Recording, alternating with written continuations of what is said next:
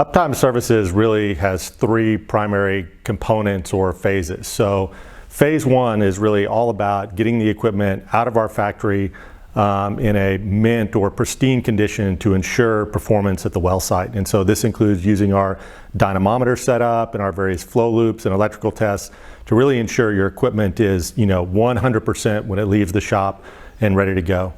So level two of uptime really consists of ensuring that the customer knows how to install and retrieve the equipment effectively. And so for level two, we go down to our test facility, our test well, just south of Houston, and there we can run the equipment, deploy the operational crews, ensure that everybody knows where to stand, where the slickline unit goes, where the crane goes, and can deploy and retrieve that equipment safely and effectively.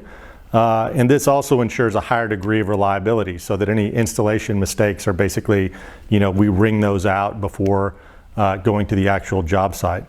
The third level or third phase of uptime really evolves around how the customer runs the equipment for years after installation. So unlike traditional downhole ESPs, our equipment is not disposable. So the customer owns our equipment, and the equipment is designed to last for the life of well. So when we go to the field, we withdraw a system from the well, we install a new or refurbished system, and the system that was removed comes back to our shop. At our shop, we tear down, inspect, and document photographic evidence and recommend a level of repair and maintenance to the customer that would restore this equipment to its factory condition. There are three levels of maintenance based on how much wear and load the equipment has received in the field. And together we decide with the customer what the appropriate level of maintenance is. We return that equipment to service, and it will be operating in the field for many years to come.